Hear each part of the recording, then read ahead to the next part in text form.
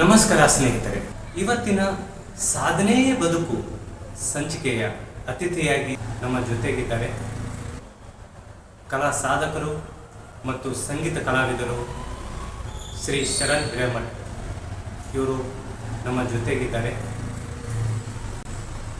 Doctor Puttaraj ಗವೈ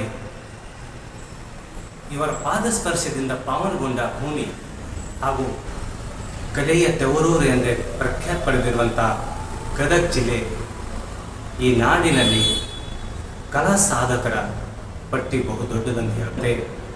ಈ ಸಾಧಕರ ಪಟ್ಟಿಯಲ್ಲಿ ಕಲಾ ಕುಸುಮಗಳಂತೆ ಹಚ್ಚ ಹೆಸರಾಗಿ ಬೆಳೆಯುತ್ತಿರುವ ಶ್ರೀ ಶರಣ್ ಹಿರೇಮಠ್ ಅವರು ಡಾಕ್ಟರ್ ಪುಟ್ಟರಾಜ್ ಗವೈಗಳ ಒಬ್ಬ ಶಿಷ್ಯನಾಗಿ, ಅವರ ಆರಾಧಕನಾಗಿ ಈ ಬೆಂಗಳೂರು ನಾಡಿನಲ್ಲಿ ಒಂದು Yash institute of performing art ಅಂತ ಶಾಲೆಯ ಸಂಸ್ಥಾಪಕರಾಗಿ ಶ್ರೀ ಶರಣ್ ಹಿರೇಮಠ್ ಅವರ ಕಲಾ ಬದುಕಿನ ಒಳನೋಟ, ಅವರ ಪಯಣ ಹೇಗಿದೆ ಅಂತ ನಾವು ಅವರ ಜೊತೆಗೆ ಮನದಾಳದ ಮಾತುಗಳನ್ನು ಹಂಚಿಕೊಳ್ಳೋಣ. ನಮಸ್ಕಾರ ಸರ್. ನಮಸ್ಕಾರ ಸರ್. ನೀವು ಹುಟ್ಟಿದ್ದು ಗದಗ್ನಲ್ಲಿ ಮತ್ತು ಬೆಳೆದಿದ್ದು ಗದಗ್ನಲ್ಲಿ. ನಿಮ್ಮ ಫ್ಯಾಮಿಲಿ ಬ್ಯಾಕ್ಗ್ರೌಂಡು ಮತ್ತು ವಾತಾವರಣ ಹೇಗಿತ್ತು ಅದರ ಬಗ್ಗೆ? ನಾನು ಹುಟ್ಟಿದ್ದು ನೀರಳಿಗೆ ಅನ್ನೋ ಗ್ರಾಮದಲ್ಲಿ. ಓಕೆ. ಗದಗ ತಾಲೂಕಿನ ಸಾವುಕಾರ ಇದ್ದರು. ಚಿಕ್ಕ ಹೋಗ್ತಾ ಬ್ಯಾಂಕ್ ಕೆಲಸ ಮಾಡ್ಕೊಂಡಿದ್ರು. ಸೊ ನಮ್ಮದು ಮಿಡಲ್ ಕ್ಲಾಸ್ ಫ್ಯಾಮಿಲಿ. ಸೊ ನಾನೇ ಮೊದಲೇ ಮಗ ಮನೆಗೆ. ನನಗೆ ಓದಿನಲ್ಲೂ ಆಸಕ್ತಿ ಇತ್ತು, ಸಂಗೀತದಲ್ಲೂ ಆಸಕ್ತಿ ಇತ್ತು. ಅಂದರೆ ಸಂಗೀತ ಕಲಿಬೇಕು ಅಂತ ಯಾವತ್ತೂ ಆಗಲಿಲ್ಲ. ಆದರೆ ಏನೋ ಹಾಡು ಹಾಡೋದು, ಆಮೇಲೆ ಸಾಹಿತ್ಯ ಬರೆಯೋದು, ಅದು ನನಗೆ ಹೆಚ್ಚು ಕಡಿಮೆ ಒಂದು 8-9 ವರ್ಷ ಇರುವಾಗಲೇ ಆಸಕ್ತಿ ಬಂತು. ತಂದೆ ತಾಯಿ ಇಬ್ಬರೂ ಯಾವಾಗಲೂ ಸ್ಕೂಲಿಗೆ ಪ್ರಿಫರೆನ್ಸ್ ಕೊಡ್ತಾಯಿದ್ರು. ಓಕೆ. ಶಾಲೆಗೆ ಓದು ಅಂತ. ಓಕೆ. ಸೊ ನಾನು ಫಸ್ಟ್ ಸ್ಟ್ಯಾಂಡರ್ಡ್ ಕ್ಲಾಸ್ ಸ್ಟಾರ್ಟ್ ಆದಾಗ ಸೊ ನನಗೆ ಅವರಿಂದಾನೇ ಆಸಕ್ತಿ ಜಾಸ್ತಿ ಆಯಿತು. ಹೀಗಾಗಿ ಸ್ಕೂಲ್ಗೆ ತೊಂದರೆ ಆಗಲಿಲ್ಲ. ಅಂದರೆ ಇಂಟ್ರೆಸ್ಟ್ ಹೋಯಿತು ಅಥವಾ ಓದೋಕ್ಕೆ ಆಸೆ ಇಲ್ಲ ಆಗ್ತಿಲ್ಲ. ಅದು ಮೊದಲಿಂದನೂ ಆಸಕ್ತಿ ಇದ್ದೇ ಇತ್ತು. ಬೇಕಾದ್ರೆ ನಮ್ಮ ತಂದೆ ಒಂದು ಆಸೆ ಓದಲಿ, ಚೆನ್ನಾಗಿ ಓದಲಿ ಅಂತ, ಹೀಗಾಗಿ ಓದಿದೆ. ಆದರೆ ಮುಖ್ಯವಾಗಿ ನನಗೆ ಮೊಟ್ಟ ಮೊದಲನೇ ದೊಡ್ಡ ಗುರು ಅಂದರೆ ನನ್ನ ತಂದೆ ಮತ್ತು ನನ್ನ ತಾಯಿ. ಓಕೆ. ಅದು ಹೇಗೆ ಅಂದರೆ ತಾಯಿ ತಂದೆ ಮೊದಲನೇ ಗುರು, ಅವರೇ ಮೊದಲನೇ ಗುರು. ಅದಾದಮೇಲೆ ನನ್ನ ಸಂಗೀತಕ್ಕೆ ದೊಡ್ಡ ಗುರು ಅಂದರೆ ನನ್ನ ಮೊದಲನೇ ಗುರು ತಂದೆ ತಾಯಿ. ಹೇಗೆ ಅಂದರೆ ನಾನು ಚಿಕ್ಕವರಿದ್ದಾಗ ಅಯ್ಯಪ್ಪ ಮಲ್ಕೊಳ್ಳಿದ್ರು, ಚಿಕ್ಕ ಹುಡುಗ ಅಯ್ಯೋ ಹೋಗಿ ಮುದ್ದು ಮಾಡೋದು, ಚೆನ್ನಾಗಿ ಅಂದರೆ ಆ ಒಂದು ಫೆಸಿಲಿಟಿ ಕೊಟ್ಬಿಟ್ಟು ಬೆಳೆಸ್ತಾ ಇದ್ದಾರೆ. ಓಕೆ. ನಾನು 8 ವರ್ಷ 10 ವರ್ಷ ಇದ್ದಾಗಲೇ 4 ಗಂಟೆಗೆ ಎಬ್ಬಿಸ್ತಿದ್ರು. ನಾನು ಮನೆ ಕಸ ಕ್ಲೀನ್ ಮಾಡೋದು, ಆಮೇಲೆ ಎಮ್ಮೆ ಸಗಣಿ ದನಕರು ಆಚೆ ತಗೊಂಡು ಕಟ್ಬಿಟ್ಟು ನೀರು, ಅದು ಬೇಕಾದ್ದೆಲ್ಲ ಹೊಟ್ಟು ಮೇವು ಎಲ್ಲ ನಾನೇ ಮಾಡಬೇಕು. 10 ವರ್ಷ ಆವಾಗ ನಮ್ಮಪ್ಪ ನನಗೆ ಒಂದು ಬೌಂಡ್ರಿ ಸೆಟ್ ಮಾಡಿಟ್ಟಿದ್ದರು. ನೀವು ಇಷ್ಟೆಲ್ಲ ಕೆಲಸ ಮುಗಿಸ್ಕೊಂಡೇ ನೀವು ಸ್ಕೂಲ್ಗೆ ಹೋಗ್ಬೇಕು.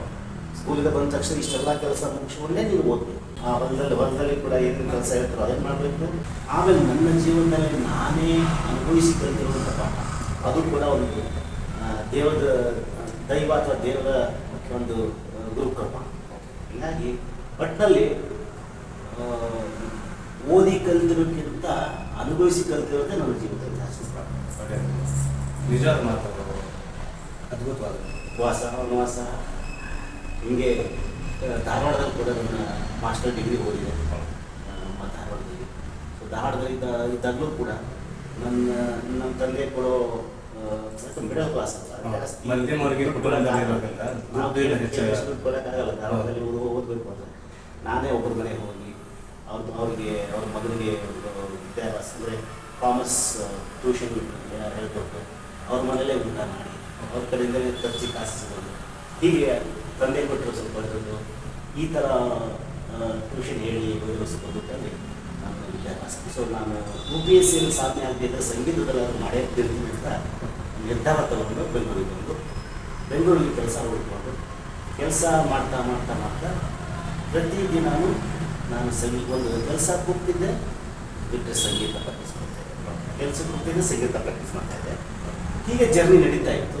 ಕೊನೆಗೆ ಒಂದು ದಿನ ನನಗೆ ಆಸೆ ಏನೋ ಆಯಿತು ಅಂದರೆ ಹಂಸಲೇಖ ಅವರ ಜೊತೆ ಸೇರ್ಕೊಂಡು ಅವರ ಕೆಳಗಡೆ ಏನಾದರೂ ಸರ್ ನಿಮ್ಮದು ಈ ಧಾರವಾಡದಿಂದ ಈ ಕಡೆ ಬೆಂಗಳೂರಿಗೆ ಬರಬೇಕಂತ ನಿಮ್ಮದು ಮನಸ್ಸಿನಲ್ಲಿ ಅದರಲ್ಲೂ ನಾನು UPSCಯಲ್ಲಿ ಪಾಸ್ ಆದ ನಂತರ IAS ಆಗ್ತಿದ್ರು IPS ಆಗ್ತಿದ್ರು ಗೊತ್ತಿಲ್ಲ ಒಟ್ಟಿನಲ್ಲಿ ಏನಾದರೂ ಗದಗ ಜಿಲ್ಲೆಯಲ್ಲಿ ಒಂದು ಕಾಲದಲ್ಲಿ ಒಂದು ಸಾಹಿತ್ಯ ಕ್ಷೇತ್ರ ಆಗಲಿ ಸಂಗೀತ ಕ್ಷೇತ್ರ ಆಗಲಿ ಮತ್ತು ಬೇರೆ ಬೇರೆ ಒಂದು ಕಲೆ ಕ್ಷೇತ್ರಕ್ಕೆ ಹೋಗ್ಬೇಕಾದ್ರೆ ಅಷ್ಟು ಯಾವುದು ಅಂದ್ರೆ ಪ್ರೋತ್ಸಾಹ ಇರಲಿಲ್ಲ, ಯಾವುದೋ ಒಂದು ಒಂದು ಸಾಮಗ್ರಿಗಳು ಕೂಡ ಇರಲಿಲ್ಲ, ಒಂದು ಮಾರ್ಗದರ್ಶನ ಇರಲಿಲ್ಲ. ಆಮೇಲೆ ಸಂಗೀತ ಕ್ಷೇತ್ರಕ್ಕೆ ಕಳಿಸ್ಬೇಕು ಅಂದ್ರೂ ಕೂಡ ಎಲ್ಲ ತಂದೆ ತಾಯಿಗಳು ಆ ಧೈರ್ಯ ಅದರಲ್ಲಿ ಜೀವನ ಇಟ್ಕೊತಾರೆ.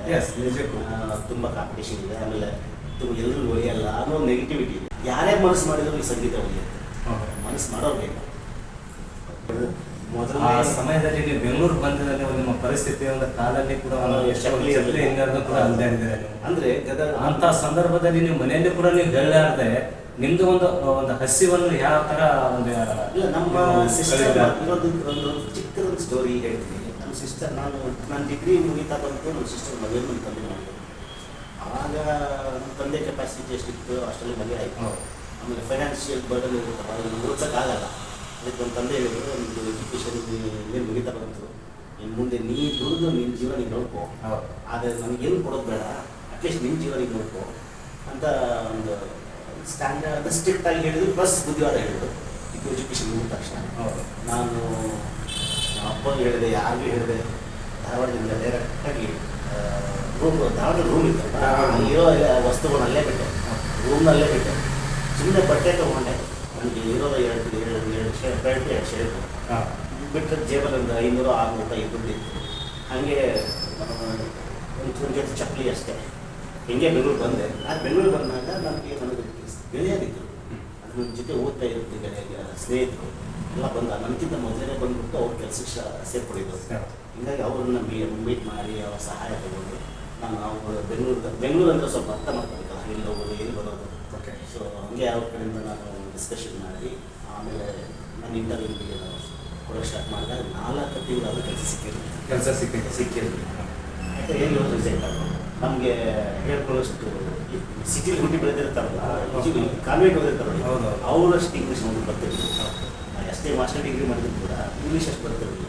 ಸೊ ಆ 4 ತಿಂಗಳು ಇಂಟರ್ವ್ಯೂ ಕೊಡ್ತಾ ನಾನು ಮೊದಲು ಎಷ್ಟು ಇಂಗ್ಲೀಷ್ ಮಾತಾಡ್ತಿದ್ನೋ ಕೆಲಸ ಬೆಂಗಳೂರು ಮಾಡಿದ್ದ ಮೊದಲು ಅದ್ರದ್ದು ದುಪ್ಪಟ್ಟು ಇಂಗ್ಲೀಷ್ ಮಾತಾಡ್ ಕಲ್ತಿದ್ದೆ ನಾನು 4 ತಿಂಗಳು. ಅಂದರೆ ಬೆಂಗಳೂರು ಇಂಟ್ರೂ ಕೊಟ್ಟು ಅದರಲ್ಲೇ ಇಂಗ್ಲೀಷ್ ಕಲ್ತೀನಿ. ಬೆಂಗಳೂರು ಟೀಚರ್ಸ್ ಅಂತ. ಬೆಂಗಳೂರಿಗೆ ನಾವು ಬಂದು ಯಾರೇ ಬರಲಿ ಬದುಕು ಕಟ್ಕೊಳ್ಳೋಕ್ಕೆ ಪಾಠ ಕಲಿಸಿದ್ರೆ ಪಾಠ ಕಲಿತಿರೋರು ಇಲ್ಲೇ ಉಳಿತಾನೆ, ಪಾಠ ಕಲಿದೇ ಇರೋರು ವಾಪಸ್ ಹೋಗ್ತಾರೆ. ಹೀಗಾಗಿ ಬೆಂಗಳೂರಿಗೆ ಬಂದೆ, MNC ಕಂಪ್ನಿ ಸೇರಿಕೊಂಡೆ. ನನಗೆ MNC ಕಂಪ್ನಿ ಸೇರಿಕೊಂಡ ನಂತರ ನಮ್ಮ ಅಪ್ಪ ಅಮ್ಮ ನೋಡಿಕೊಂಡು ನನ್ನ ಜೀವನ ನೋಡಿಕೊಂಡು ಸಂಗೀತ ಒಂದಿತ್ತಲ್ಲ, ಯಾಕೆ 2ರಲ್ಲಿ 1 ಸಾಧನೆ ಮಾಡಲೇಬೇಕಂತ ಇತ್ತು. UPSC ಆಗಲಿಲ್ಲ, ಕಾರಣಗಳಿಂದ. ಆಮೇಲೆ ನಾನು ಅಂದ್ಕೊಂಡಿದ್ದು ಕೆಲಸ ಸಿಕ್ತು, ಸಂಬಳ ಬರ್ತಾ ಇದೆ, ನೆಮ್ಮದಿಯಾಗಿದ್ದು ಬೇಡ ಅಂತಿಲ್ಲ ಅಂತ ಅವತ್ತು ಅಂದ್ಕೊಳ್ಳೇ ಅವರು. ನಾನು ಅಂದ್ಕೊಂಡಿದ್ದು 4 ಜನ ನನಗೆ ಹೌದು ಒಳ್ಳೆ ಕೆಲಸ ಮಾಡ್ತಿದ್ದೀರಾ ಅನ್ನುವಂಥದ್ದು ಮಾಡಬೇಕು. ನಮ್ಮ ಅಪ್ಪ ಅಮ್ಮ ಖುಷಿ ಪಡಬೇಕು, ಪ್ರೌಡ್ ಆಗಬೇಕು ನನ್ನ ಬಗ್ಗೆ ಅವರು. ನಮ್ಮ ತಂದೆ ತಾಯಿ ಗೌರವವನ್ನು ಹೆಚ್ಚಿಸಬೇಕು. ಈಗ ಇಂಥ ಮಗನ ಪಡೆದಕ್ಕೂ ಧನ್ಯ ನಾವು ಆ ಥರ ಅಂದರೆ ತಂದೆ ತಾಯಿ ಗೌರವವನ್ನು ಕಾಪಾಡೋದು, ಮನೆ ಮರ್ಯಾದೆಯನ್ನು ಕಾಪಾಡೋದು, ಇಂಥ ಮನೇಲಿ ಒಬ್ಬ ಒಳ್ಳೆ ಕಲಾವಿದ ಹುಟ್ಟಿದಾನೆ ಅನ್ನುವಂಥ ಪ್ರೂವ್ ಮಾಡ್ಕೋಬೇಕು. ಆಮೇಲೆ ಎಲ್ಲಕ್ಕಿಂತ ಹೆಚ್ಚಾಗಿ ನನ್ನಲ್ಲಿರೋ ವಿದ್ಯೆನ ನನ್ನಲ್ಲೇ ಇಟ್ಕೊಂಡು ನಾನು ಸಂಬಳ ತಗೊಂಡು ಬರೋ ಸಂಬಳದಲ್ಲಿ ಸಾಕು ಜೀವನ ಇಷ್ಟಕ್ಕೆ ಅಂತ ಮುಂದ್ಬಿಟ್ರೆ ನಾನು ಕಲ್ತಿರೋದು ನನ್ನಲ್ಲೇ ಮಣ್ಣಾಗುತ್ತೆ. ಅದಕ್ಕೆ ನಾನು ಕಲ್ತಿರೋದನ್ನು ನನ್ನಲ್ಲೇ ನನ್ನ ಜೊತೆ ಮಣ್ಣಾಗಬಾರ್ದು. ಅದಕ್ಕೆ ಇನ್ನೂ 100 ಮಕ್ಕಳಿಗೆ ಅದು ಮಾದರಿ ಸಿಗಬೇಕಾಗುತ್ತೆ ಅಂತ ಅಂದ್ಕೊಂಡು ನಾನು ಕಲೆ ನಿಂತು ನೀರಾಗುತ್ತೆ, ಅದು ಹರಿತ ಒಂದು ಮಾದರಿ ನನ್ನಿಂದ ಇನ್ನೊಬ್ಬರಿಗೆ. ಯಾಕಂದರೆ ಕಲೆ ಅನ್ನೋದು ಸಂಸ್ಕೃತಿಯ ಒಂದು ಭಾಗ. ನಮ್ಮ ಭಾರತೀಯ ಸಂಸ್ಕೃತಿ ಇದೆ, ಕಲೆ ಸಾಹಿತ್ಯ ಸಂಗೀತ ಇದು ಸಂಸ್ಕೃತಿ ಒಂದು ಭಾಗ. ಆದರೆ ಮುಖ್ಯ ಅಂಗ ಅಂತಲೂ ಹೇಳ್ಬೋದು. ನಾವು ಸಂಸ್ಕೃತಿ ಅಂದರೆ ಕಲೆ ಸಾಹಿತ್ಯವನ್ನು ಬಿಟ್ಟು ಬೇರೆ ಏನೇ ಮಾಡಿದರೂ ಕೂಡ ಟೆಕ್ನಾಲಜಿ ಬಂದಿರ್ಬೋದು, ಏನೇನೋ ಮೊಬೈಲ್ಸ್ ಬಂದಿರ್ಬೋದು, ದೊಡ್ಡ ಸ್ಕ್ರೀನ್ ಮೊಬೈಲ್ಸ್, ದೊಡ್ಡ TV ಬಂದಿರ್ಬೋದು, ಏನೇ ಬಂದಿರ್ಬೋದು, ಆದರೆ ಸಂಸ್ಕೃತಿಯನ್ನು ಬಿಟ್ಟು ಬೇರೆ ನಾವು ಏನೇ ಮಾಡಿದ್ರು ವ್ಯರ್ಥ. ಹೀಗಾಗಿ ಆ ಸಂಸ್ಕೃತಿ ಉಳಿಸ್ಬೇಕಾದ್ರೆ ನೋಡಿ, ಎಕ್ಸಾಂಪಲ್ ಹೇಳ್ತೀನಿ. ಈ ಬೆಂಗಳೂರಲ್ಲಿ ಮಾಲ್ ಹೋಗ್ತಾರೆ, ಹೋಟೆಲ್ ಹೋಗ್ತಾರೆ, ಇಲ್ಲೆಲ್ಲ ಹೋಗ್ತಾರೆ, ಹಾಕೊಳ್ಳೋದು ಬಟ್ಟೆ ಮಾತ್ರ ಜೀನ್ಸ್ ಇರುತ್ತೆ, ಇಲ್ಲ ಒಳ್ಳೆ ಏನೋ ವೆಸ್ಟರ್ನ್ ಸ್ಟೈಲ್ ಇರೋ ಡ್ರೆಸ್ ಇರುತ್ತೆ, ಫ್ಯಾಷನ್. ಹೌದಾ? ಆದರೆ ಸಂಗೀತ ಕ್ಲಾಸಿಗೆ ಹೋಗ್ಬೇಕಾದ್ರೆ ಮಾತ್ರ ಆ ಒಳ್ಳೆ ಡ್ರೆಸ್ ಹಾಕೊಂಡೇ ಬರ್ತಾರೆ. ಅಂದರೆ ಒಂದು ಹುಡುಗಿ ಅದ್ಭುತವಾದಂಥ ಮಾತಿದೆ. ಯಾಕೆಂತಂದ್ರೆ ನಮ್ಮ ಸಂಗೀತ ಕಲೆಯನ್ನು, ಒಂದು ಕಲೆ ಏನಾಗತ್ತೆ ನಮ್ಮ ಕಲ್ಚರಲ್ ಕಲ್ಚರ್, ನಾವು ಹೇಗೆ ಇರಬೇಕು, ನಮ್ಮ ಮನಸ್ಸು, ನಮ್ಮ ಸಂಸ್ಕೃತಿ, ಇದು ನಮ್ಮ ಮನಸ್ಸಿನ ಮೇಲೆ ಕೂಡ ಎಷ್ಟು ಪ್ರಭಾವ ಬೀರಬಹುದು ಅನ್ನೋದು. ಸಂಗೀತ, ದೇವಸ್ಥಾನ, ಆಮೇಲೆ ಆಶ್ರಮಗಳು, ಪುಣ್ಯಾಶ್ರಮಗಳು ಇರುತ್ತಾ, ಅಲ್ಲಿ ದೇವಸ್ಥಾನ ಆಧ್ಯಾತ್ಮಿಕ ಅದು ಒಂಥರ ದೇವಸ್ಥಾನಕ್ಕೆ ಹೋದಾಗ ಹಾಕೊಳ್ಳೋ ಬಟ್ಟೆ ಅದು ಸಾಂಸ್ಕೃತಿಕವಾಗೇ ಇರುತ್ತೆ. ಸಂಗೀತ ಅಂತ ಬಂದಾಗ ಹಾಕೊಳ್ಳೋ ಬಟ್ಟೆ ಸಾಂಸ್ಕೃತಿಕವಾಗೇ ಇರುತ್ತೆ. ಅದೇ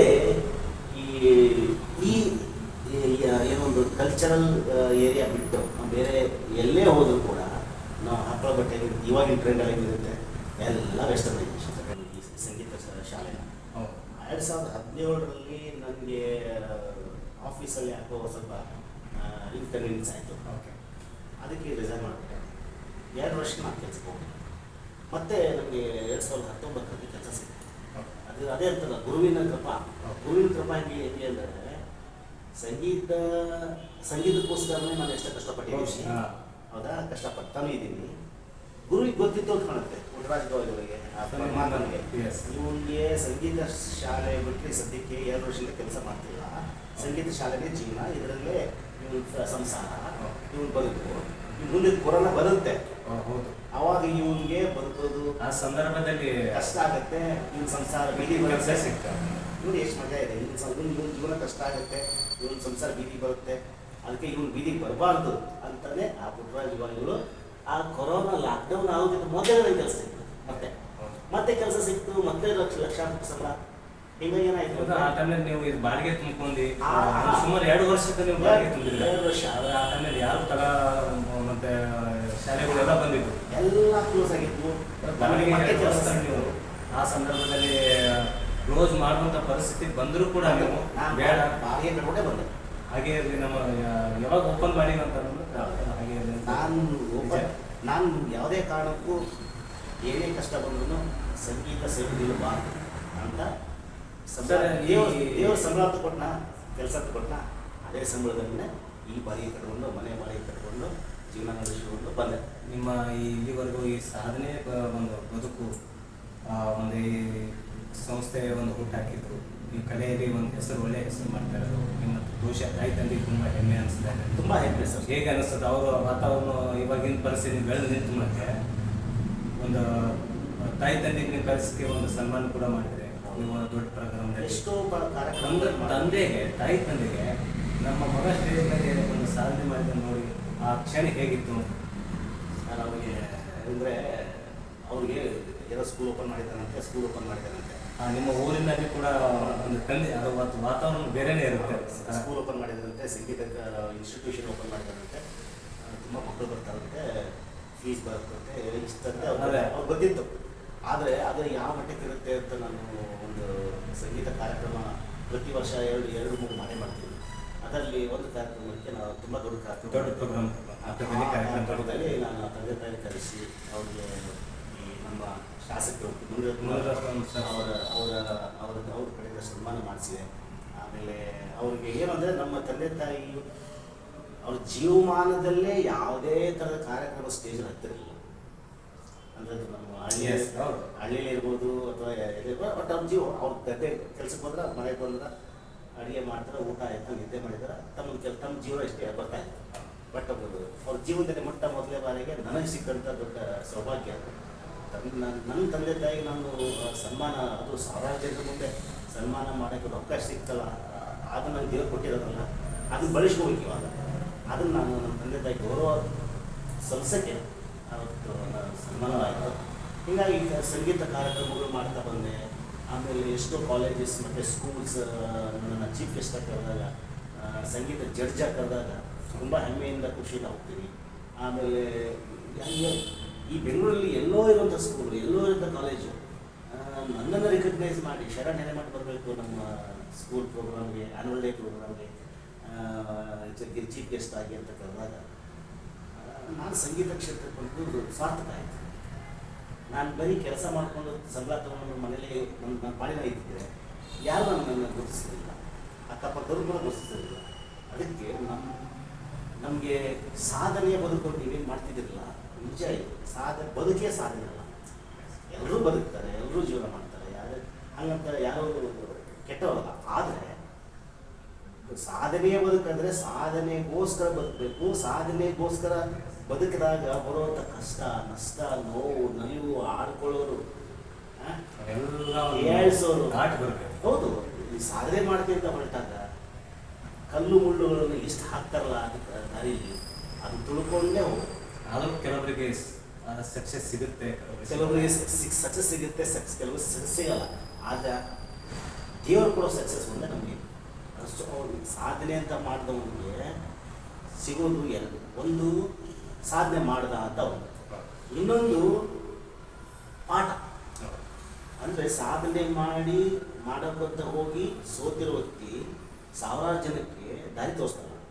ಯಾಕಂದರೆ ತಾನು ಅನುಭವಿಸಿರೋದನ್ನು ಇನ್ನೊಬ್ಬರಿಗೆ ಹೇಳಿ, ನೋಡು ನಾನು ಸಾಧನೆ ಮಾಡಬೇಕಾದ್ರೆ ನಾನು ಈ ಪರಿಸ್ಥಿತಿ ಅನುಭವ ಆಯಿತು, ನಾನು ಇಂಥ ತಪ್ಪುಗಳು ಮಾಡಿದೆ, ಇಂತಿಂಥ ತಪ್ಪುಗಳು ಮಾಡಿದ್ದಕ್ಕೇ ನಾನು ಸ್ವಲ್ಪ ಹಿಂದೆ ಬಂದೆ. ಸೊ ಅಂದರೆ ಗೆದ್ದಿರೋರನ್ನ ನೋಡಿ ಗೆಲ್ಲಬೇಕು ಅಂತ ಆಸೆ ಪಡಬೇಕು, ಸೋತಿರೋರನ್ನ ನೋಡಿಬಿಟ್ಟು ಸೋತವ್ರನ್ನ ಮೀಟ್ ಮಾಡಬೇಕು, ಅವ್ರ ಹತ್ರ ಹೋಗ್ಬೇಕು. ಸೋತವ್ರನ್ನ ಯಾಕೆ ಸೋತೆ ಅಂತ ಕೇಳಬೇಕು. ಸೊ ಅವ್ರು ಸೋತಾಗ ಅವ್ರು ಹೇಳ್ತಾರೆ ನಾನು ಯಾಕೆ ಸೋತೆ ಅಂತ. ನಾ ಹೇಗೆ ಗೆದ್ದೆ ಅಂತ ಗೆದ್ದವ್ರು ಹೇಳ್ತಾರಲ್ಲ, ಬಟ್ ಅವ್ರ ಥರನೇ ಗೆಲ್ಲಕ್ಕಾಗಲ್ಲ. ಯಾಕಂದ್ರೆ ಎಲ್ಲ ಜೀವನ ಒಂದೇ ಥರ ಇದ್ದಾರೆ ನಿಜವಾಗಿ. ಹೀಗಾಗಿ ಸೋತಿರೋರ ಹತ್ರ ಹೋದಾಗಲೇ ಒಳ್ಳೆ. ನಿಮ್ಗೆ ಅನಿಸುತ್ತಾ ಸರ್, ಇಲ್ಲಿವರೆಗೂ ನಾನು ನಡೆದು ಬಂದ ದಾರಿಯಲ್ಲಿ ನಾನು ಪ್ರಯತ್ನ ಪಟ್ಟಿರತಕ್ಕಂಥ ಇನ್ನೂ ಸಿಗಬೇಕಾಗಿತ್ತು? 100% sir. Actually I am not satisfied. ನಾನು ಇವತ್ತೇ ಅಂತಲ್ಲ, ನೀವು ಕೆಲವೊಂದು ಸಮಯದಲ್ಲಿ ತುಂಬ ಕಷ್ಟನೂ ಅನುಭವಿಸಿದ್ದೀರಾ. ಯಾಕಂದ್ರೆ ಒಂದು ಸಮಯದಲ್ಲಿ ನಿಮ್ಮ ತಾಳ್ಮೆಯನ್ನು ಬಹುಶಃ ದೇವರು ತುಂಬಾ ತಾಳ್ಮೆ ನೋಡಿದ್ರೆ ಅಂತ ಅನಿಸ್ಬೋದು. ರೂಪಾಯಿ ಹಣ ಇರಲಿಲ್ಲ, ನಿಮ್ಮ ಸಂದರ್ಭ ಆಕ್ಸಿಡೆಂಟ್ನೂ ಆಯಿತು. ಆ ಸಂದರ್ಭದಲ್ಲಿ ನೀವು ಒಬ್ಬರೇ ಒಂದು ಓಡಾಡ್ಕೊಂಡು ಈ ಒಂದು ದೊಡ್ಡ ಪ್ರೋಗ್ರಾಮ್ ಹತ್ರ ಬಂದಲ್ಲಿ ಒಂದು ಹಸಿವು ಒಂದು ಊಟಕ್ಕೂ ಒಂದು ಟೈಮ್ ಸಿಗಲಾರಂತ ಆ ಸಂದರ್ಭದಲ್ಲಿ ನೀವು ಒಬ್ಬರೇ ಒಂದು ಟೈಮ್ ಕಳೆದಿದ್ರಂತ. ಆ ಸಮಯದಲ್ಲಿ ನಿಮ್ಗೆ ನಿಜವಾಗೂ ದೇವರು ನನ್ನನ್ನೇ ಯಾಕೆ ಪರೀಕ್ಷೆ ಕಾಡ್ತಾನಂತ ಅನಿಸಿದೆ. ಹೆಂಗ ಆ ಟೈಮ್ ಆ ಸಮಯದಲ್ಲಿ ನಿಮ್ಗೆ ಹೆಂಗೆ ಅನಿಸ್ತಾ ಇದೆ ಸರ್? ಹೆಂಗೆ ಗೊತ್ತಾ, ನಾವು ಕಾಮನ್ ಮ್ಯಾನ್ ಆಗಿ ಬದುಕಬೇಕು ಅಂತಂದರೆ 2 ಹೊತ್ತು ಊಟ, 8 ತಾಸು ನಿದ್ದೆ, ಒಂದು ಕೆಲಸ ಸಾಕು, ಆರಾಮಾಗಿ ಜೀವನ ಮಾಡ್ಬೋದು. ಬಟ್ ಈ ಕಂಫರ್ಟ್ ಝೋನನ್ನು ಬಿಟ್ಟು ಆಚೆ ಬಂದು ಇನ್ನೇನೋ ಮಾಡಬೇಕು ಬಂದಾಗ ಈ ಎಲ್ಲ ಪರೀಕ್ಷೆಗಳು ಬರುವೆ. ಯಾಕಂದರೆ ಅಷ್ಟು ಪರೀಕ್ಷೆನ ತಾಳ್ಮೆಯಿಂದ ಬರೋದು ಪಾಸ್ ಆಗಾಗಲೇ ಸಕ್ಸಸ್ ಸಿಗೋದು ಕಲಿತ. ಆಮೇಲೆ ನಾವು ಏನೇ ಸಾಧನೆ ಏನೇ ಮಾಡಲಿ ಅಥವಾ ಮಾಡ್ತಾ ಇರಲಿ, ನಾವು ಹಬ್ಬ ಅಂದ್ರೆ ಏನು ಮಾಡ್ಬೋದು ಅಂದರೆ ಒಬ್ಬರಿಗೆ ಮಾರ್ಗದರ್ಶಿ ಆಗ್ಬೋದು, ಮಾದರಿ ಆಗ್ಬೋದು. ನಾವು ನಾವು ಇಡೀ ಕರ್ನಾಟಕಕ್ಕೆ ಹೆಸರು ಮಾಡಬೇಕು ಅಂತಿಲ್ಲ, ಇಡೀ ಭಾರತಕ್ಕೆ ಹೆಸರು ಮಾಡಬೇಕಂತಿಲ್ಲ. 4 ಜನರಿಗೆ 4 ಜನ ನಾನು ನಿಮ್ಮಿಂದ ಏನೋ ಕಲಿಬೇಕಾಗಿದೆ, ನೀವು ನನ್ನ ಮಾದರಿ, ನೀವು ರೋಲ್ ಮಾಡಲ್, ನನಗೆ ನಿಮ್ಮ ಥರ ನಾನು ಬದುಕಬೇಕು ಅಂತ 4 ಜನ ಹೇಳಿದ್ರೆ ಸಾಕು, ಸಾಧನೆ ಆಯಿತು.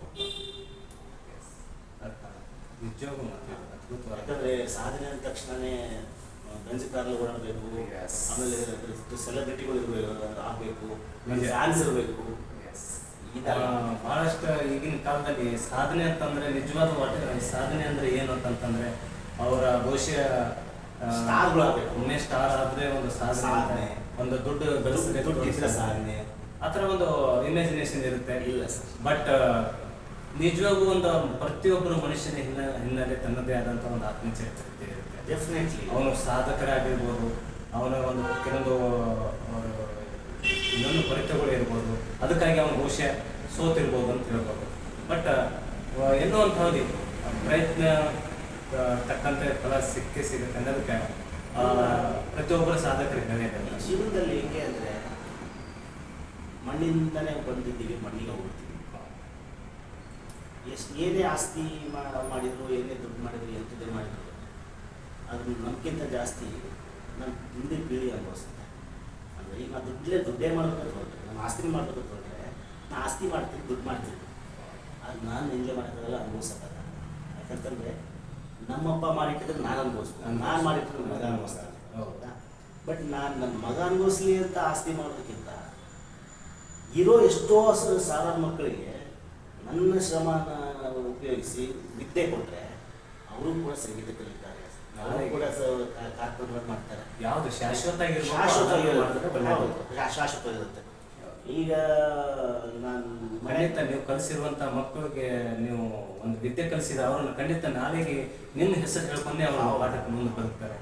ಅವರು ಯಾರು ಕಲಿಸಿದಾರೆ ಅಂತಂದ್ರೆ ನಿಮ್ಮ ಹೆಸರು ಹೇಳ್ಕೊಂಡೆ ಅವರು ಅಂದರೆ ಅದು ಎಲ್ಲಕ್ಕಿಂತ ದೊಡ್ಡದಂದ್ರೆ ಗುರುಗಳದು ಈ ಕಲಾಗುರು ಆಗಲಿ ಅಂದರೆ ಶಿಕ್ಷಕರಾಗಲಿ ಒಂದು ಒಳ್ಳೆಯ ಸಾಧಕ ಎಲ್ಲಕ್ಕಿಂತ ಹೆಚ್ಚಾಗಿ ಬೆಳೆಸಬೇಕು, ಬೆಳಿಬೇಕು, ತಪ್ಪಿಲ್ಲ. ಆದರೆ ನಾನು ಒಬ್ಬನೇ ಬೆಳಿಬೇಕು ಅಂತ ತಪ್ಪು. ಹೀಗಾಗಿ ಮತ್ತು ಈಗ ಎಲ್ಲರೂ ಬೆಳೆಸಬೇಕು ಅಂತ ಹೇಗೆ ಮಾಡಬೇಕು? ನನ್ನ ಕಡೆ ದುಡ್ಡಿಲ್ಲ, ಕೊಟ್ಟು ಉದ್ದಾರ ಮಾಡಬೇಕು. ನನ್ನ ಹತ್ರ ಆಸ್ತಿ ಇಲ್ಲ, ಏನೋ ಒಂದು ಮಾಡಿಬಿಟ್ಟು ಸಮಾಜ ಸೇವೆ ಮಾಡೋಕ್ಕೆ. ನನ್ನ ಹತ್ರ ಇರೋದು ಒಂದೇ, ಅದು ವಿದ್ಯೆ. ಅದು ಸಂಗೀತ ವಿದ್ಯೆ ಇರ್ಬೋದು, ಬಿಟ್ಟರೆ ನಾನು ಓದ್ಕೊಂಡಿರೋ ಕಾಮರ್ಸ್ ವಿದ್ಯೆ ಇರ್ಬೋದು. ಸೊ ನನ್ನ ಕಾಮರ್ಸ್ ವಿದ್ಯೆಯನ್ನು ಯೂಸ್ ಮಾಡಿಕೊಂಡು ಇವತ್ತು ಕೆಲಸ ಮಾಡ್ತೀನಿ, ಎಮ್.ಎನ್.ಸಿ ಸಂಬಳ ಬರುತ್ತೆ.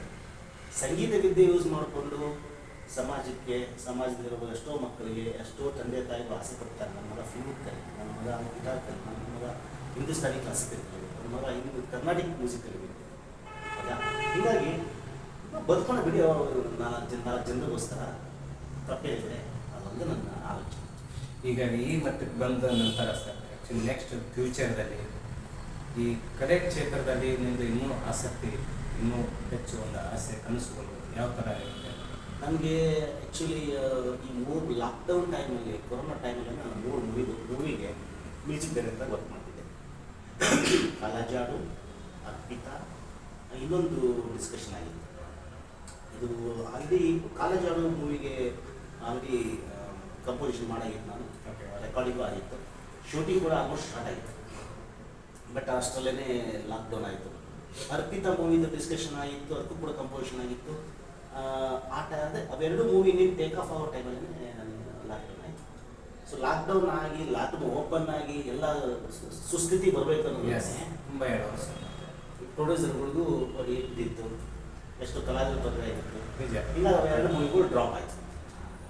ಆ ಮೂವಿ ಡ್ರಾಪ್ ಆದಮೇಲೆ ನನ್ನ ಫೋಕಸ್ಸು ಡಿಸ್ಟ್ರಿಬ್ಯೂಷನ್ ಜೀವನೋದ್ಧಾರ ಮಾಡಬೇಕು. ಯಾಕಂದರೆ ಡೌನ್ ಆಯಿತು, ಕೊರೋನಾದಲ್ಲಿ ಡೌನ್ ಆಯಿತು ಎಲ್ಲ. ಮತ್ತೆ ಮೊದಲ ಥರ ಡಿಸ್ಟ್ರಿಬ್ಯೂಷನ್ ಬೆಳೆಸಬೇಕು, ಅದರಲ್ಲಿ ಫೋಕಸ್ ಮಾಡಿದೆ. ಮತ್ತು ನನ್ನ ಕೆಲಸ ನಾವು ಬೇರೆ ಮಾಡಬೇಕಲ್ಲ, ಎಮ್.ಎನ್.ಸಿ ಕೆಲಸ, ಅದನ್ನು ಫೋಕಸ್ ಮಾಡಿದೆ. ಆಮೇಲೆ ಈಗಲೂ ಕೂಡ ಏನಂದರೆ ಯಾವುದಾದ್ರು ಒಳ್ಳೆಯ ಅವಕಾಶ ಸಿಕ್ಕರೆ, ಅದು ಫಿಲಮ್ ಇರ್ಬೋದು ಅಥವಾ ಇನ್ಯಾವುದೋ ಸಂಗೀತ ಕ್ಷೇತ್ರಕ್ಕೆ ಇರ್ಬೋದು, ಸಿಕ್ಕರೆ ಇನ್ನೂ ಮಾಡೋಣ, ಏನಾದರೂ ಒಳ್ಳೆಯ ಕೆಲಸ ಅಂತ ಇದೆ. ಸೊ ಗೊತ್ತಿಲ್ಲ ಮುಂದೆ ದೇವರ ಅನುಗ್ರಹ ಹೆಂಗಿದೆ, ನಮ್ಮ ಪುಟ್ಟರಾಜುಗಳ ಆಶೀರ್ವಾದ ಏನಿದೆ. ಆಮೇಲೆ ನಾನು ಈಗ ಹೆಂಗಾಗತ್ತೆ ಗೊತ್ತಾ, ನಾನು UPSC ಎಕ್ಸಾಮ್ ಬರೀಬೇಕು ಅಂತ ಹೋಗೋದವನು, IAS ಆಗುತ್ತಂತ ಹೋದವನು ಸಂಗೀತ ಸೇವೆ ಮಾಡ್ತಾಯಿದ್ದೀನ ಅಂದರೆ ಭೂಮಿಗೆ ಬರೋ ಪ್ರತಿಯೊಬ್ಬ ಮನುಷ್ಯನಿಗೂ ನೀನು ಇದೇ ಕ್ಷೇತ್ರಕ್ಕೆ ಹೋಗಿ ಈ ಸೇವೆ ಮಾಡಿ ನೀ ಬಾ ಅಂತ ಕಳಿಸಿರ್ತಾನೆ ದೇವರು. ನಾವು ಬಂದ್ಮೇಲೆ ಅನ್ಕೊಳ್ಳೋದೊಂದು ಏನು ಅನ್ಕೋತೀವಿ ನಾವು, ಅದೇ ಕನಸಿನ ತಕ್ಕಂತಂದ್ರೆ ಯಾರ್ಯಾರು ಏನು ಕನಸು ಪಡ್ಕೋತಾರೋ ಅದ್ರ ತಕ್ಕಂತೆ ಸಿಗೋದು ಅಪರೂಪದ. ಪ್ರತಿಯೊಬ್ಬ ಮನುಷ್ಯನೂ ಕೂಡ ಇಂಥ ಕ್ಷೇತ್ರದಲ್ಲೇ ಹೋಗಿ ಅಲ್ಲಿ ಸೇವೆ ಸಲ್ಲಿಸಿ ನಿನ್ನ ಕರ್ತವ್ಯ ಮುಗಿದ ನಂತರ ನೀನು ವಾಪಸ್ ಕಳಿಸ್ಕೊತೀನಿ ಅಂತ ದೇವ್ರು ಕಳಿಸಿರ್ತಾನೆ. ನಾವು ಅನ್ಕೋತೀವಿ ನಾನು ಅನ್ಕೊಂಡದ್ದೇ ಆಗುತ್ತೆ, ನಾನು ಅನ್ಕೊಂಡೆ, ನಾನು ಕನಸು ಕಂಡಿದ್ದೆ, ನಾನು ಸಕ್ಸಸ್ ಆಯ್ತು, ನಾನು ಅನ್ಕೊಂಡದ್ದೇ ಆಗುತ್ತೆ ಅಂತ. ಬಟ್ ನಿಜ ಅದು ನೀವು ಹೇಳಿದ್ರು ಅದ್ಭುತ ಮಾತಾಡಿದೆ. ಯಾಕಂತಂದ್ರೆ ಎಷ್ಟೋ ಜನ ಕನಸು ಕಟ್ಕೋತಾರೆ, ಬೆಂಗಳೂರಿಗೆ ಬಂದು ನಾನೊಬ್ಬ ಆ್ಯಕ್ಟರ್ ಆಗಬೇಕು, ನಾನೊಬ್ಬ ಮ್ಯೂಸಿಷಿಯನ್ ಆಗಬೇಕು, ನಾನೊಬ್ಬ ದೊಡ್ಡ ನಟ ಆಗಬೇಕು ಅಂತ ಬರ್ತಾರೆ. ಆದರೆ ಎಲ್ಲರಿಗೂ ಕೂಡ ಸಕ್ಸಸ್ ಇಲ್ಲ. ಅಂದರೆ ಏನೋ ಆಗಬೇಕು ಬಂದು ಇನ್ನೇನೋ ಆಗಿರ್ತಾರೆ. ಬಟ್ ಇಂಥ ಕೊನೆಗೆ ಏನಾದ್ರೆ ಬೆಂಗಳೂರಿಗೆ ಬಂದು ಕೆಲವು ನಿರಾಶಾಗಿ ಮತ್ತು ವಾಪಸ್ ಹೋಗ್ತಾರೆ. ಈ ಬೆಂಗಳೂರು ಹೆಂಗೆ ಗೊತ್ತಾ, ಇಂಥ ಈ ಜರಡಿ ಸೋಸಿ ಕೊನೆಗೆ ಅದು ಸೋಸ್ತಾನೆ ಇರುತ್ತೆ. ಭಾಳ ಅದ್ಭುತವಾದಂಥ ಎಕ್ಸಾಂಪಲ್. ಇಲ್ಲಿ ಉಳಿಯೋದು ಗಟ್ಟಿ ಕಾಳುಗಳು ಮಾತ್ರ, ಎಲ್ಲ ಜೋಳಗಳು ಹೋಗ್ಬಿಡುತ್ತೆ, ಗಟ್ಟಿ ಕಾಳು ಮಾತ್ರ ಬೆಂಗಳೂರು ಉಳಿಯುತ್ತೆ. ಬೆಂಗಳೂರೇ ಅಂತಲ್ಲ, ಸಾಧನೆ ಅಂತ ಬಂದರೆ ಬೆಂಗಳೂರಲ್ಲಿ ಮುಂಬೈಯಲ್ಲಿ ಈಗ ಬದುಕು ಸೋಸ್ ತೆಗೆಸ್ಕೊಂಡು ಹೌದು. ಗೊತ್ತಾಗ್ಬೇಕಾದ್ರೆ ಯಾರು ಉಳಿಬೇಕು ಆ ಯಾರು ಗಟ್ಟಿ ಕಾಲಗಳು ಯಾವುವು ಅಂದರೆ ಸಹನೆ, ತಾಳ್ಮೆ, ನಂಬಿಕೆ, ವಿಶ್ವಾಸ ಮತ್ತೆ ಮತ್ತೆ ಹೋಪ್ಸ್ ಇಟ್ಕೊಂಡು ಬರ್ಬೋದು. ಈಗ ನಮಗೆ ಒಂದು ಹೋಪ್ಸ್ ಇಲ್ಲ ಅಂದರೆ ಯಾರು ಬರುತ್ತಾರೆ? ನಾಳೆ ಒಂದು ಕಾರ್ ತಗೋಣ, ನೆಕ್ಸ್ಟ್ ಇಯರ್ ಮನೆ ಕಟ್ಸೋಣ, ನನ್ನ ಮಗ ಈಗ ಆಗ್ತಾನೆ, ನನ್ನ ಮಗಳು ಈಗ ಆಗ್ತಾನೆ, ಈ ಥರ ಆಗ್ತಾನೆ, ಬೆಳೀತಾನೆ, ಸಾಧನೆ ಮಾಡಿ ಅನ್ನೋದು ಹೋಪ್ಸಲ್ಲಿ ನಾವು ದಿನ ಕಲಿತಾ ಇರ್ತೀವಿ. ಮನುಷ್ಯನಿಗೆ ಆಸೆ ಇರಬೇಕು. ಹೌದು. ಆಸೆ ಇದ್ರೆ ಸಾಧನೆ. ಆದರೆ ಇದು ಯಾವುದು ದುರಾಸೆ ಅಲ್ಲ. ಅಂದರೆ ನಾನು ಈ ಸಂಗೀತದಲ್ಲಿ ದುರಾಸೆ ಏನು ಅಂತಂತಂದರೆ ನಾನೊಂದು 2-3 ಮನೆ ಕಟ್ಟಿಸ್ಬೇಕು, ನಾನು ಒಂದು ಬಾಡಿಗೆ ಬರೋ ಥರ ಮಾಡಬೇಕು, ಇನ್ನೇನೋ ಮಾಡಿ ಅನ್ಬೋದು. ಸೊ ನಮ್ಮದು ಏನು ನಾನು ನಂಬಿದ್ದು ಇಷ್ಟೇ, ನನಗೆ ಬದುಕಿರೋವರೆಗೂ 2 ಹೊತ್ತು ಊಟ, ಕಟ್ಟು ನಿದ್ದೆ, ಕೈದುಂಬ ಕೆಲಸ, ಇಷ್ಟು ಕೊಟ್ಟರೆ ನಾನೇ ಶ್ರೀಮಂತ. ಭಾಳ ಅದ್ಭುತ ನಿಜ. ಈಗಿನ ಕಾಲಕ್ಕೆ ನಿಜವಾದ ಶ್ರೀಮಂತರು ಯಾರಂತ ಕೇಳಿದಾಗ ನೀವು ಒಂದು ಆನ್ಸರ್ ಹೌದು. ಯಾರಿಗೆ ಹೊತ್ತು ಹೊರತುಂಬ ಊಟ ಸಿಗ್ತಾ ಇದೆ, ಹೌದು. ಯಾರಿಗೆ ಕರೆಕ್ಟ್ ಒಂದು ಹೊತ್ತು ನಿದ್ದೆ ಕರೆಕ್ಟಾಗಿ ಮಾಡ್ತಾ ಇದ್ದಾರೆ. ನಿಜವಾಗಿ ಹೇಳ್ಬೇಕಂತಂದ್ರೆ ಭಗವಂತ ಇವತ್ತು ಹೆಲ್ದಿ ಹೌದು. ಯಾರು ತಮ್ಮ ಶರೀರ ನಿಜವಾಗೂ ಒಳ್ಳೆ ಕಾಪಾಡ್ಕೊಂಡು ಹೋಗ್ತಾರೋ ಅವರಷ್ಟು ಶ್ರೀಮಂತರು ಯಾರು ಇಲ್ಲ ಅಂತ ಅನ್ನೋದು ಈ ವೇದಿಕೆ ಮೇಲೆ ನಿಜವಾಗ ನಿಮ್ಮ ಮಾತು 100% ನಿಜ ಇದೆ. ನಿಜ. ನಾನು ಅನುಭವಿಸಿದ್ದೀನಿ. ಎಷ್ಟೋ ಸರಿ ಜೇಬಲ್ಲಿ 100-200 ದುಡ್ಡು ಇದ್ದೇ ಇರುತ್ತೆ, ಹೌದಾ? ಆದರೆ ಊಟ ಮಾಡಬೇಕು ಅಂತಂದರೆ ಊಟ ಮಾಡೋಕ್ಕಾಗ್ತಿರಲಿಲ್ಲ. ಸಂಜೆ ಆಗ ಮಧ್ಯಾಹ್ನ 1:30 ಊಟ ಮಾಡ್ಬೇಕು ನಾನು, ಹೌದು. ಸಂಜೆ 6 ಗಂಟೆಗೆ ಊಟ ಮಾಡೋಕ್ಕಾಗ್ತಿರಲಿಲ್ಲ. ಇದು ಜೇಬಲ್ಲಿ ದುಡ್ಡಿದೆ, ಯಾಕೆ ಆಗ್ತಿಲ್ಲ? ಸಮಯ ಅಭಾವ. ಸಮಯದ ಅಭಾವ, ಕೆಲಸದ ಒತ್ತಡ, ಇನ್ನೇನು ಮಾಡಬೇಕು, ಈಗ ಆಯ್ತು ಇನ್ನೊಂದು 2 ಗಂಟೆಗೆ ಹೋಗೋಣ, 2 ಗಂಟೆಗೆ ಹೋಗೋಣ, 3 ಗಂಟೆಗೆ ಹೋಗೋಣ ಅಂತ ಮಾಡಿ ಸಂಜೆ. ಅಂದರೆ ದುಡ್ಡಿದ್ದು ಮಾತ್ರ ಊಟ ಸಿಕ್ತು ಅಂತಲ್ಲ, ದುಡ್ಡು ಇಲ್ಲದೆ ಇಲ್ಲದೇ ಇರಲಿ, ನಮಗೆ ಊಟ ಆ ಟೈಮ್ ಸಿಕ್ಕಿದ್ದೆ ಕುಡಿಯೋಂಥದ್ದು. ಹೀಗಾಗಿ ಅನ್ನದ ಋಣ, ಮಣ್ಣಿನ ಋಣ ಭಾಳ ಪುಣ್ಯ ಮಾಡಬೇಕು ಅನ್ಕೊಳ್ಳೋದೆ. ಈಗ ಅನ್ನ ಮಣ್ಣು ಆದರೆ ಅನ್ನದಿಂದ ಓಡ್ಬೋದು, ಮಣ್ಣಿನಿಂದ ಓಡೋಕ್ಕಾಗಲ್ಲ.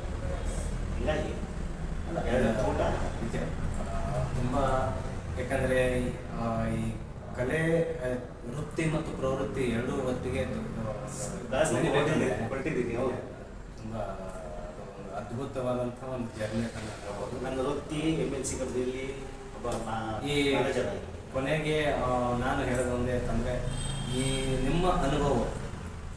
ನಿಮ್ಮ ಅನುಭವ ಜೊತೆಗೆ ನಿಮ್ಮ ವೃತ್ತಿ ಬದುಕು ಮತ್ತು ಕಲಾ ಬದುಕು ತುಂಬ ಇನ್ನೊಬ್ಬರು ಮಾದರಿ ಆಗುವಂಥ ಒಂದು ಸಂದರ್ಭದಲ್ಲಿ ನೀವು ಈಗಿನ ಪರಿಸ್ಥಿತಿಯಲ್ಲಿ ಮುಂದಿನ ಒಂದು ಜನ್ರೇಷನ್ಗೆ ಕಲಾ ಸಾಧಕರಿರ್ಬೋದು ಅಥವಾ ಕಲಾವಿದರಿಗಿರ್ಬೋದು, ಈ ಯುವ ಕಲಾವಿದರಿಗಿರ್ಬೋದು, ಸೊ ಅವ್ರಿಗೆ ಏನು ಹೇಳೋಕ್ಕೆ ಏನು ಇಷ್ಟಪಡ್ತಾರೆ? ಇಂಗ್ಲೀಷಲ್ಲಿ ಒಂದು ಮಾತು ಹೇಳ್ತೀನಿ, focus on you, not on others. ಅಂದರೆ ನಮ್ಮ ಮೇಲೆ ಮಾತ್ರ ನಮ್ಮ ಗಮನ ಇರಬೇಕು ಹೊರತು ಇನ್ನೊಬ್ಬರ ಮೇಲೆ ಅಲ್ಲ. ಈಗ ನನ್ನ ಮೇಲೆ ನನ್ನ ಗಮನ ಅಂದರೆ ನಾನು ಹೆಲ್ದಿಯಾಗಿರಬೇಕು, ನನ್ನ ಕೆಲಸನ ಅಚ್ಚುಕಟ್ಟಾಗಿ ಮಾಡಬೇಕು, ನಾನು ಡಿಸಿಪ್ಲಿನ್ಡ್ ಆಗಿರಬೇಕು, ನಾನು ಬೆಳಗ್ಗೆಯಿಂದ ರಾತ್ರಿ ಮಲ್ಕೊಳ್ಳೋದ್ರೊಳಗೇನೆ ಏನಾದರೂ ಒಂದು ಕಲಿತಾನೇ ಇರಬೇಕು ಅಷ್ಟೇ. ಸೊ ನನಗೆ ನಾನೇ ಕಾಂಪಿಟೇಟರ್ ಆಗಿರಬೇಕು. ನಾನು ನಿನ್ನೆ ಹೆಂಗಿದ್ನಲ್ಲ ಇವತ್ತು ಅದಕ್ಕಿಂತ ಬೆಟರ್ ಆಗಿರ್ಬೇಕು ನಾನು. So be better than every day. ಅಂದರೆ ಇವತ್ತಿದ್ದಂಗೆ ನಾಳೆ ಇದಕ್ಕಿಂತ ಚೆನ್ನಾಗಿರ್ತೀನಿ, ನಾಳೆ ಇದ್ದಂಗೆ ನಾಡಿದ್ದು ಚೆನ್ನಾಗಿರ್ತೀನಿ ನಾನು. ಆದರೆ ಪಕ್ಕದಲ್ಲಿರೋ ಯಾರೊಬ್ಬ ಫ್ರೆಂಡು ಒಳ್ಳೆ ಕಾರ್ ತೊಗೊಂಡ ನನ್ನ ಹತ್ರ ಇರೋಲ್ಲ. ಸೊ ಇನ್ನೊಬ್ರಿಗೆ ಕಂಪೇರ್ ಮಾಡಕ್ಕೆ ಹೋಗಬಾರ್ದು. ನಮ್ಮ ಬದುಕನ್ನು ನಾವು ನಮ್ಮ ತಕ್ಕ ಹಾಗೆ ನಾವು ಒಂದು ಬದುಕಬೇಕು. ನನಗೆ ಒಂದು ಇದೆ, ಏಡಿ ಕತೆ, ಏಡಿ ಅಂತೀವಿ ನಾವು.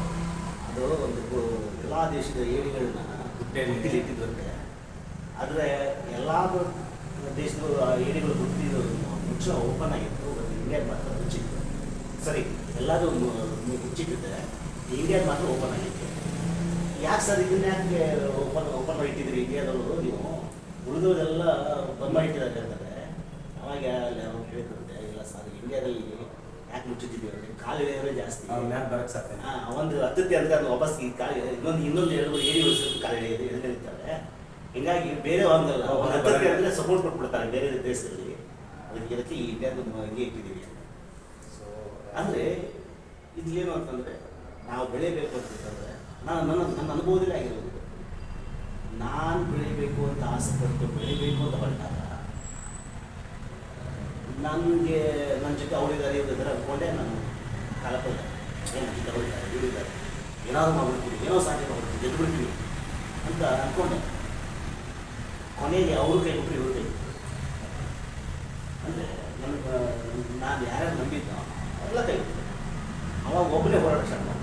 ನಾನು ಯಾವಾಗ ಒಬ್ಬನೇ ಹೋರಾಟ ಸ್ಟಾರ್ಟ್ ಮಾಡಿದ್ನೋ ನನಗೆ ಗೆಲುವು ಸಿಗ್ತಾ ಬರುತ್ತೆ. ಅದೃಶ್ಯವಾಗಿ ನಿಮ್ಮ ಸರ್ಕಲ್ದಲ್ಲಿ ನಿಮ್ಮ ಮನೆ ವಾತಾವರಣ ಆಗಲಿ, ನಿಮ್ಮ ಫ್ರೆಂಡ್ಸ್ ಸರ್ಕಲ್ ಆಗಲಿ, ಭಾಳಷ್ಟು ನಿಮ್ಗೆ ಅಂದರೆ ಒಳ್ಳೆ ಸಪೋರ್ಟ್ ಸಿಗಲಿಲ್ಲ. ಆ ಅನುಭವಗಳನ್ನು ಕೂಡ ನೀವು ತುಂಬ ಈಗ ಹೆಂಗೆ ಅಂದರೆ ತಂದೆ ನಿಮ್ಮ ಗೆಳೆಯ ವಿಜಯ್ ಅಂತ ಅವರು ಕೂಡ ಕೊರೋನಾ ಟೈಮ್ನಲ್ಲಿ ಎಕ್ಸ್ಪೈರ್ ಆಗಬೇಕು. ಅವರು ಒಳ್ಳೆಯ ಸಂಗೀತ ಸಾಹಿತ್ಯಿಕ ಆ ಟೈಮ್ನಲ್ಲಿ ಕೂಡ ಅವರು ಒಂದು ಅವ್ರು ಕೂಡ ಜೊತೆಗೆ ಹಲವಾರು ನೀವು ಆಲ್ಬಮ್ಗಳು ಮಾಡಿದ್ದೀವಿ. ಸೊ ಅಂತ ಒಂದು ಒಳ್ಳೆ ಆ ಕಲಾ ಜೊತೆಗೆ ಇದ್ದವ್ರು ಗೆಳೆಯರನ್ನು ಆ ಟೈಮ್ನಲ್ಲಿ ಕಳ್ಕೊಂಡ್ರಿ. ಅಂದರೆ ಕೆಲವೊಂದು ನಾನು ನನ್ನ ಫ್ರೆಂಡ್ ವಿಜಯ್ ಅಂತ ಹೇಳಿ ಇನ್ನೊಬ್ಬರು AM ಗಿಲ್ ಅಂತ ಮ್ಯೂಸಿಕ್ ಡೈರೆಕ್ಟರ್, ಆಮೇಲೆ ಹಂಸಲೇಖರ್ ಜೊತೆ ಕೆಲಸ ಮಾಡಿದ್ದೀನಿ. ನಾನು ಕೆಲಸ ಅಂದ್ರೆ ಅವ್ರ ಹತ್ರ ಕಲ್ತಿದ್ದೀನಿ, ಹಂಸಲೇಖರ್ ಹತ್ರ. ಅದಾದಮೇಲೆ AM ಗಿಲ್ ಹತ್ರ ಕೆಲಸ ಮಾಡಿದ್ದೀನಿ. ಹೀಗೆ ವಿಜಯ್ ನಾನು ಇನ್ನೂ ಸ್ವಲ್ಪ ಸ್ನೇಹಿತರಿದ್ದರು. ಮಾಡ್ತಾ ಮಾಡ್ತಾ ನಾನು ವಿಜಯ್ ಕಳ್ಕೊಂಡೆ ಕೊರೋನಾದಲ್ಲಿ.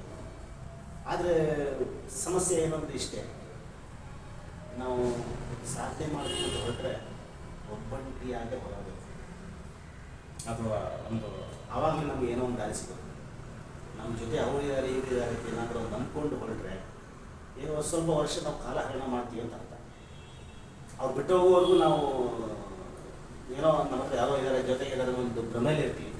ಸೊ ಭ್ರಮೆಯಲ್ಲಿ ಇರೋಕೆ ಮನೆಗೆ ನೀವು ಸಾಧಕರಾಗಿ ಮತ್ತು ಒಬ್ಬರೇ ಹೋಗ್ತೀರ. ಸಾಧಕರು ಅಂತಂದ ಹೆಚ್ಚು ಕಡಿಮೆ ನೀವು ಅಬ್ಸರ್ವ್ ಮಾಡಿ. ನಮ್ಮ ಕುವೆಂಪು ಹೋಗಿ ದಾರಾ ಬೇರೆ ತಗೊಳ್ರಿ, ಮೊನ್ನೆ ನಮ್ಮ ಇವರು ಭೈರಪ್ಪ ತಿಳ್ಕೊಂಡ್ರು, ನೀವು ಎಲ್ಲೇ ನೋಡಿ ಅವ್ರ ಜೊತೆಗೆ ಯಾರು ಇರ್ತಾರ ಅವ್ರ ಸಂಗಡಿಗರಾಗಲಿ ಅವರ ಅಂದರೆ ನಮ್ಮವರು ಅಂತ ಯಾರು ಇರಲ್ಲ. ಅವ್ರು ಒಬ್ಬರೇ ಎಲ್ಲ ಯಾವುದೇ ಫಂಕ್ಷನ್ ಹೋಗಲಿ, ಏನೇ ಬರೀಲಿ, ಅವ್ರು ಏನೇ ಕಾದಂಬರಿ ಬರೀಲಿ, ಒಬ್ಬರೇ ತೊಗೊಂಬರೀತಾರೆ. ಯಾರು ನಾ ಇದು ಬರೀ ಚೆನ್ನಾಗಿದೆ, ಅದು ಚೆನ್ನಾಗಿದೆ, ಇದು ಚೆನ್ನಾಗಿದೆ ನೋಡಿ ಹೇಳಿ. ಅವ್ರಿಗೆ ಏನು ಮಾಡಬೇಕು ಅವ್ರು ಮಾಡ್ತಾರೆ, ಏನು ಬರೀಬೇಕು ಬರೀತಾರೆ, ಅವ್ರ ಸಾಧ್ಯ ಅವ್ರು ಮಾಡ್ತಾರೆ.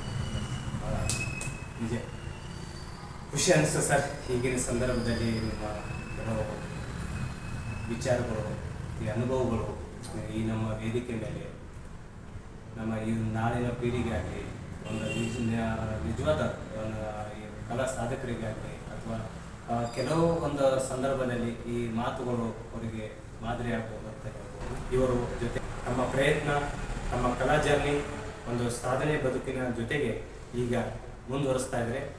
ಇಲ್ಲಿ ಈ ವೇದಿಕೆ ಮೇಲೆ ಅವರ ಒಂದು ಮನದಾಳದ ಮಾತುಗಳು ಹಂಚ್ಕೊಂಡು, ಅವರ ಅನುಭವಗಳನ್ನು ಹಂಚ್ಕೊಂಡು ನಮಗೆ ಒಂದು ಪ್ರೇರಣೆ ಆಗಿದ್ದಾರೆ ಅಂತ ಹೇಳ್ಬೋದು. ಇವತ್ತಿನ ಜೊತೆಗೆ ಅವರ ಇಲ್ಲಿ ಬಂದಿದ್ದಕ್ಕೆ, ಸಮಯ ನೀಡಿದ್ದಕ್ಕೆ ಅವರಿಗೆ ನಾವು ಒಂದು ನಮ್ಮ ವತಿಯಿಂದ ಧನ್ಯವಾದ ಹೇಳ್ತಾ ಇದ್ದೀನಿ. ನಮಸ್ಕಾರ ಸರ್.